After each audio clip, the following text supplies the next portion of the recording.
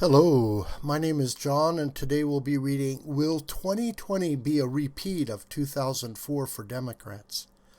By Victor Davis Hanson on Townhall, August 8th, 2019.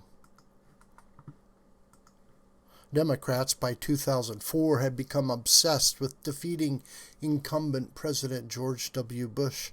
4 years earlier in the 2000 election, Bush had won the Electoral College but lost the popular vote.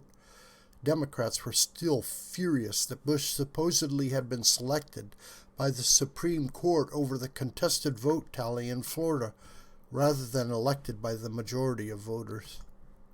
By late 2003, Bush's popularity had dipped over the unpopular Iraq War, which a majority in both houses of Congress approved, but had since disowned. Bush was attacked nonstop as a Nazi, fascist, and war criminal. Bush lied, people died was the new left-wing mantra. Talk of Bush's impeachment was in the air. Democrats remembered that his father, George H.W. Bush, lost his re-election bid in 1992. They hoped the same fate awaited his son. Neither president candidate Al Gore nor vice presidential candidate Joe Lieberman from the defeated 2000 ticket wanted to run again in 2004. Senator John Edwards was a charismatic newcomer candidate, but he was increasingly proving to be a smarmy, empty suit.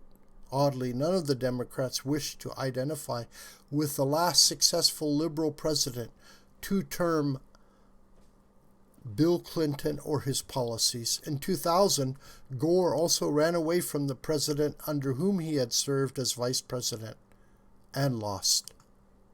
Within that void, little-known Vermont Governor Howard Dean announced early on that he was running, and for most of 2003, according to the polls, Dean was the front-runner of the Democratic primary field. Dean was running on an ever harder left agenda.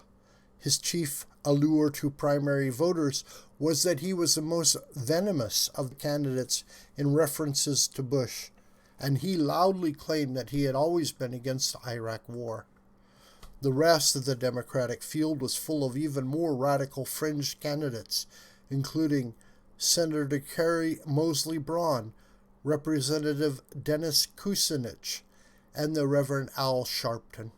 The so-called centrists, House Minority Leader Dick Gephardt and Senator Bob Graham, found no traction as the entire Democratic field went harder left.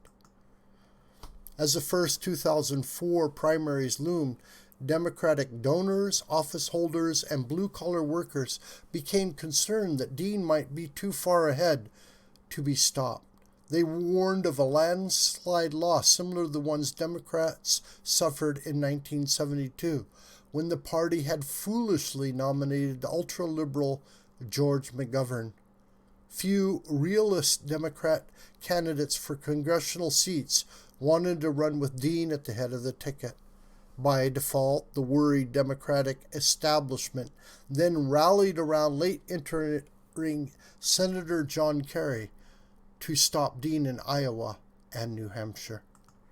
Kerry had been in the Senate for almost 20 years. He had done little as a senator and was a wooden and often sanctimonious insider.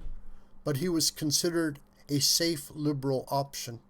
Kerry certainly would not melt down or look and sound silly like the unpredictable loudmouth Dean. The result was that the safe Kerry won the Democratic nomination, but the plotting candidate went on to lose to Bush in a close election. Something similar is shaping up for the Democrats in 2020. The 20-candidate field is larger than it was in 2004, and even weirder. 15 of the 20 are polling at under 5%. Yet the left-wing favorites, Pete Buttigieg, Kamala Harris, Bernie Sanders, and Elizabeth Warren, are all running on agendas that do not earn majority support among the general electorate. Strangely, many of the top contenders are critical of once revered former President Barack Obama and his policies. Obama is now seen as too tame, compared with several of the neo-socialist candidates.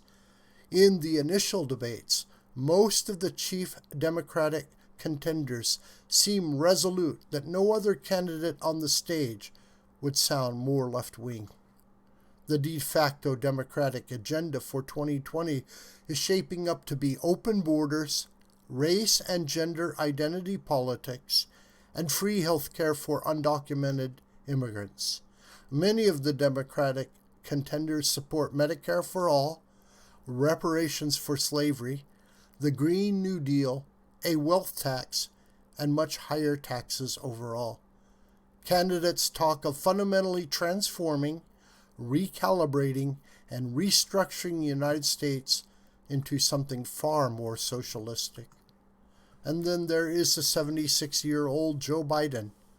The longtime senator and former vice president, Biden, like Kerry, is an old political warhorse. For now, he poses as the Democratic establishment's only safe bet. Like Kerry, Biden had lots of flaws, is an erratic campaigner, and is gaffe-prone. Yet, Biden continues to poll as a front runner, mostly because the majority of Democratic voters realize that none of the scary hard-left alternatives have any chance against the hated Donald Trump. 15 years ago, the Democrats backed off from the hard left and took the safe route in nominating a boring and sedate party man, and came close to winning against a controversial incumbent president.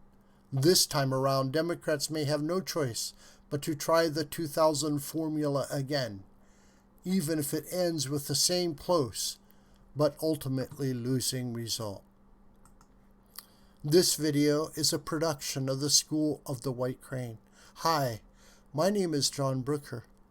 Please subscribe to this YouTube channel. And please share this video with family and friends and on social media. May God richly bless you, my beloved.